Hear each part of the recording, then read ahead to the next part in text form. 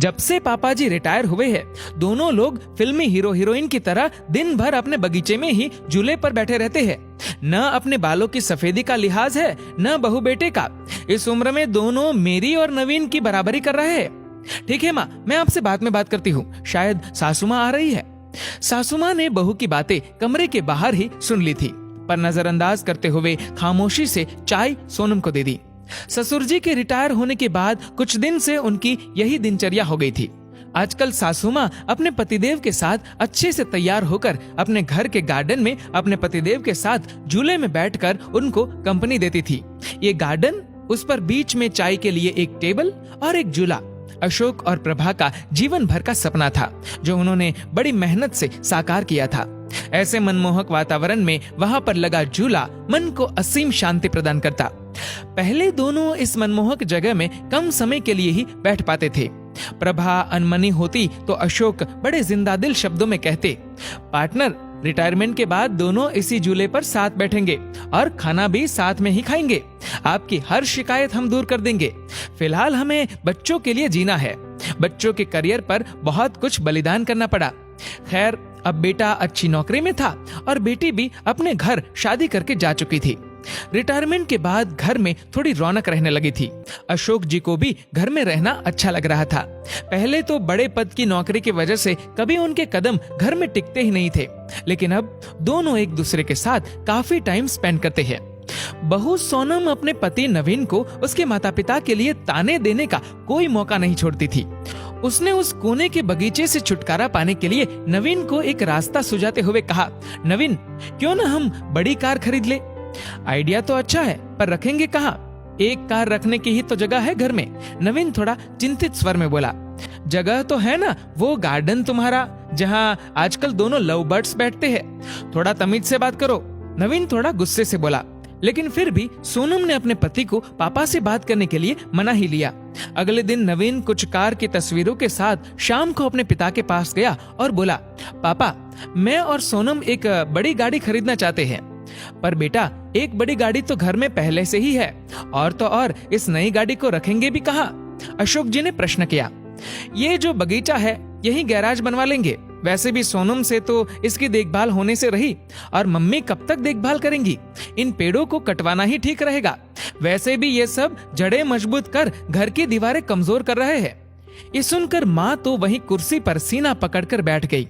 पापा ने क्रोध को काबू में करते हुए कहा, मुझे तुम्हारी माँ से भी बात करनी पड़ेगी, थोड़ा सोचने का मौका दो। क्या पापा, मम्मी से क्या पूछना? वैसे भी इस जगह का इस्तेमाल भी क्या है? नवीन थोड़ा चिड़चिड़ाकर बोला, आप दोनों दिन भर इस जगह बगैर कुछ सोचे समझे 4 लोगों का लिहाज किए बगैर साथ में बैठे रहते हैं। अब आप दोनों कोई बच्चे तो नहीं हो, लेकिन आप दोनों ने दिन भर झूले पर साथ बैठे रहने का रिवाज बना लिया है, और ये भी नहीं सोचते कि 4 लोग क्या कहेंगे। इस उम्र में मम्मी के साथ बैठने के बजाय आप अपनी उम्र के लोगों में उठा बैठी करेंगे तो वो ज्यादा अच्छा लगेगा, न कि ये सब। और वह दंदनाते हुए अंदर चला गया। अंदर सोनम की बड़बड़ाहट भी जारी थी। अशोक जी कड़वी सच्चाई का एहसास कर रहे थे, पर आज की बात से तो उनके साथ प्रभाजी भी सन्न रह गई।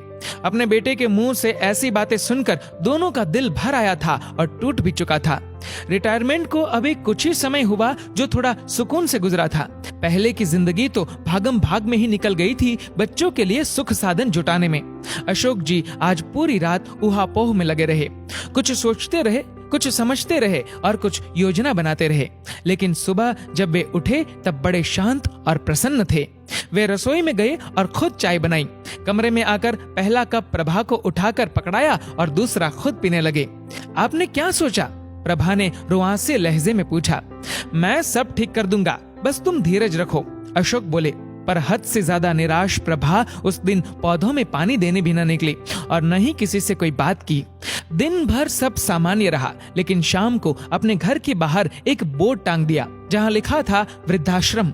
वृद्धाश्रम का बोर्ड टंगा देख नवीन ने भौचक के स्वर में पापा से प्रश्न किया, पापा, माना कि घर बड़ा है, पर ये वृद्धाश्रम का बोर्ड किस लिए? अगले महीने मेरे स्टाफ के मिस्टर गुप्ता रिटायर हो रहे हैं, तो वो इसी घर में रहेंगे, उन्होंने शांतिपूर्ण तरीके से उत्तर दिया। हैरान नवीन बोला, पर कहां? तुम्हारे कमरे में, पापा ने सामान्य स्वर में उत्तर दिया। नवीन का स्वर अब हकलाने लगा था। और हम लोग तुम्हें इस लायक बना दिया है। 2-3 महीने में कोई फ्लैट देख लेना या कंपनी के फ्लैट में रह लेना अपनी उम्र के लोगों के साथ। पापा एक एक शब्द चबाते हुए बोल रहे थे।